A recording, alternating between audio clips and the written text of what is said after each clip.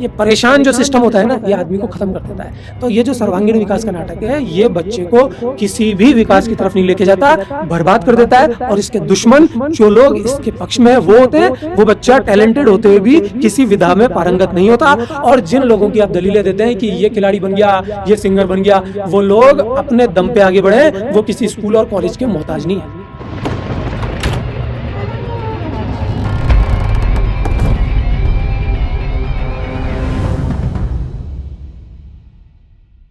एक बहुत खूबसूरत चीज़ अनमोल के जवाब से निकल के आई है, जहाँ मैं एग्री करूँगा।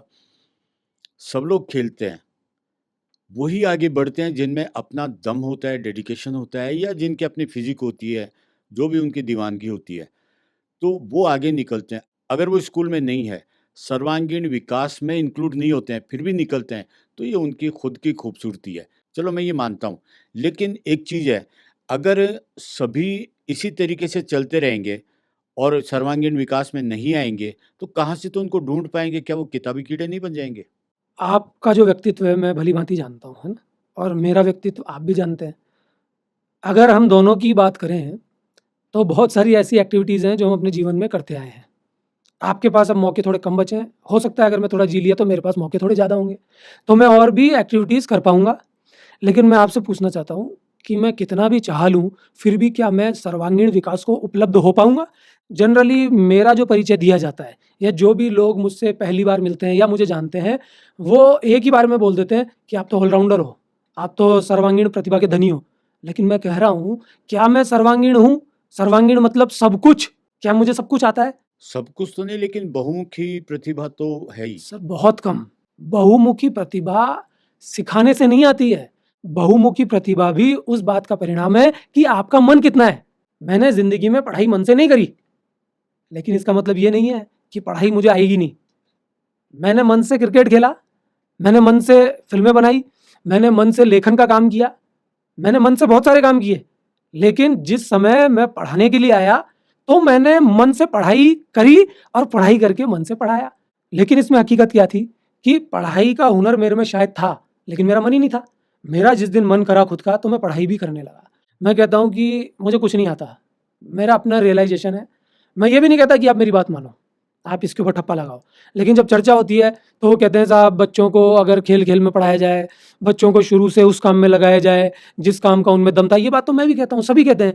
लेकिन वो ये बात नहीं समझ पाते, जिस बच्चे को कुछ भी नहीं करना ना, तुम कुछ भी करा लो, वो काई में भी कुछ नहीं करेगा। हाँ, नहीं पिक्चरों में दिखाना बहुत आसान है।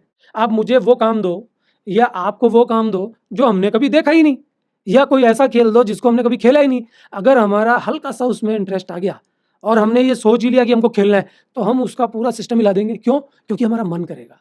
शुरू में हमको उसमें दिक्कत आएगी, धीरे-धीरे पारंगतता आएगी। शुरू में हम हो सकता है उस गेम में हार जाएँ, या हो सकता है वो एक्टिविटी हमसे ना हो, लेकिन धीरे-धीरे उसमें पारंगतता आ जाएगी क्योंकि मन है। तो मैं उन बच्चों की प्रॉब्लम्स के विपक्ष में खड़ा हूँ, जिनकी प्रॉब्लम हमेशा प्रॉब्लम ही बनी रहती है, क्योंकि पहले तो उनका मन कराना ज़रूरी है। उनका मन ही नहीं होता, तो वो अपने मन को काहे में लगाते हैं? टाइम वेस्ट में। और ये सारा नाटक टाइम वेस्टेज का सबसे बड़ा यंत्र है कि बच्चा कुछ नहीं कर रहा, क्लास में बैठ के भी बदतमीजी कर रहा है, या चुपचाप बैठा ही है, पढ़ नहीं रहा, तो चलो आओ बेटा हारमोनियम बजा लो। अब आप बताइए, संगीत की बात हो रही है, आज पढ़ाई में फिर भी किताब के हाथ नहीं लगाते बच्चे, आज की तारीख में टीचर के ढोक नहीं देते। लेकिन जहाँ शास्त्रीय संगीत या संगीत की बात हो या गेम्स की बात हो, अपने गुरु के ढोक देने लग जाते हैं, वाद्य यंत्रों को पकड़ के हाथ लगा के माथे पे लगाते हैं। उन वाद्य यंत्रों की ये बच्चे तौहीन करते हैं। क्यों? क्योंकि उन 100 बच्चों में से एक आध बच्चा ऐसा होगा जिसका इंटरेस्ट होगा या पहले से मन होगा, वो उस हारमोनियम की भी ढोक देगा। ये बच्चे उसके साथ करेंगे बदतमीजी, टॉ टॉ, पॉ पॉ, हूँ हाँ, उस टीचर का ही पाँव पकड़ के उसको उल्टा कर देंगे। ये हकीकत है। आपको नहीं माननी, मुझे कोई दिक्कत नहीं है, क्योंकि आपको तो लगता है ना मासूम बच्चे, मासूम, ये मासूम बच्चे ऐसे कर देते हैं, और ये बच्चे आगे की तरफ नहीं जाएंगे, ये बच्चे बड़े नहीं होंगे।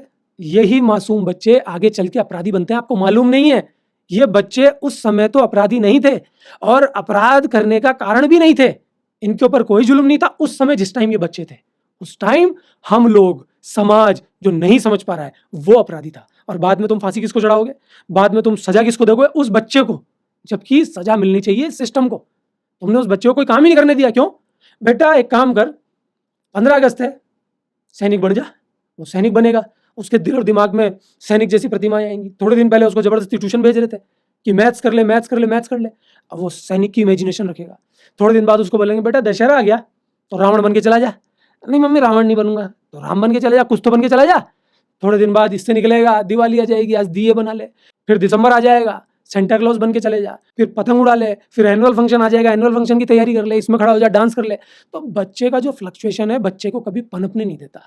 आप शरीर से सीखिए इस बात को। कभी आप शरीर के साथ कोई प्रयोग कर रहे हैं, कभी कोई प्रयोग कर रहे हैं, एक सिस्टम के साथ आ ही नहीं रहे। ये परेशान जो सिस्टम होता है ना, ये आदमी को खत्म कर देता है।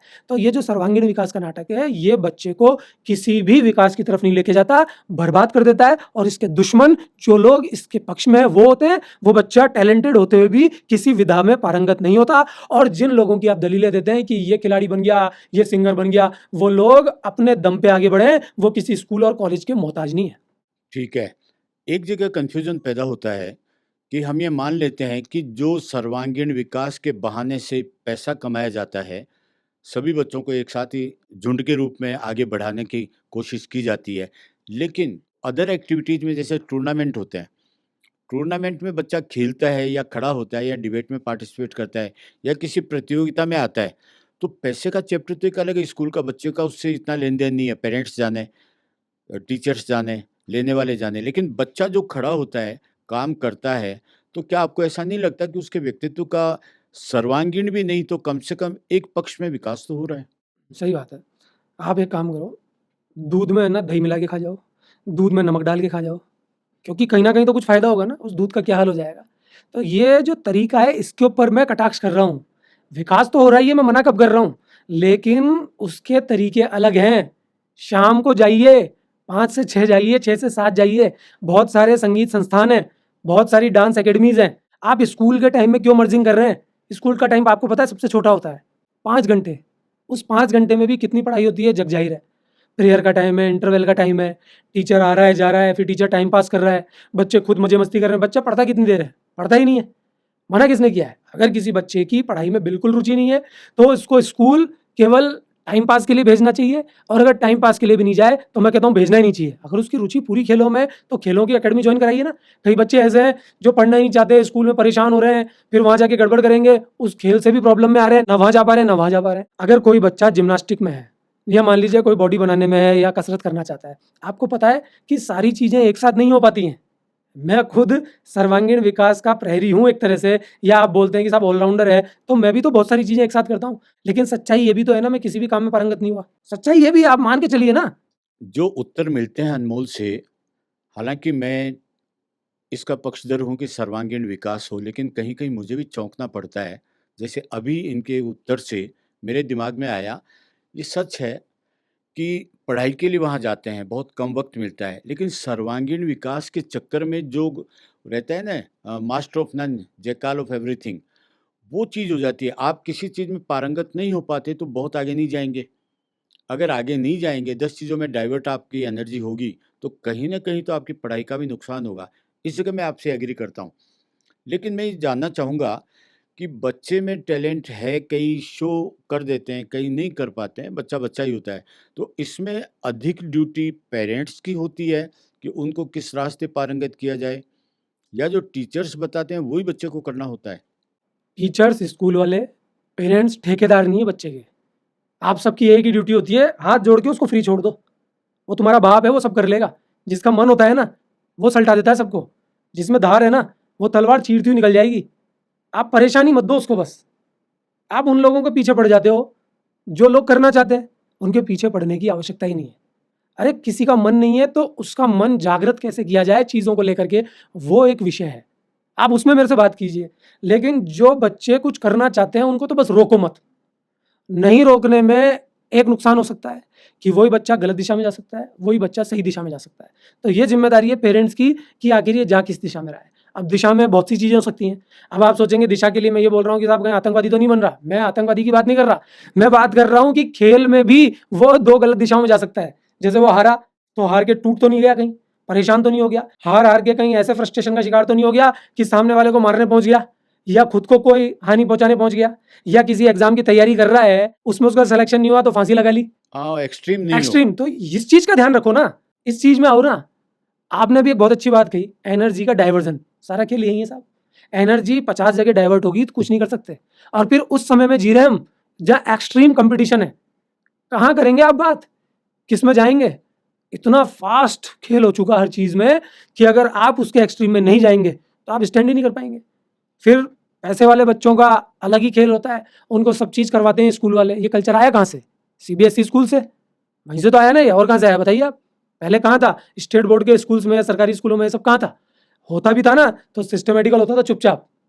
साहब ये फेयरवेल है, ये आपके 15 अगस्त है, ये 26 जनवरी है, उसमें एक सिस्टम होता था, बात खत्म, जिन बच्चों को करना है करो। लेकिन आज क्या स्थिति है कि जान करके सब इन्वॉल्व हो रहे हैं। तो भैया वो जो पैसे वाले बच्चे हैं ना बड़े बड़े स्कूल्स में, सीबीएसई स्कूल्स भी अब कोई बहुत पैसे वाले स्कूल्स नहीं रह गए, अब तो साहब इंटरनेशनल बोर्ड आईसीएसई, अब तो ये भी छोटा हो गया।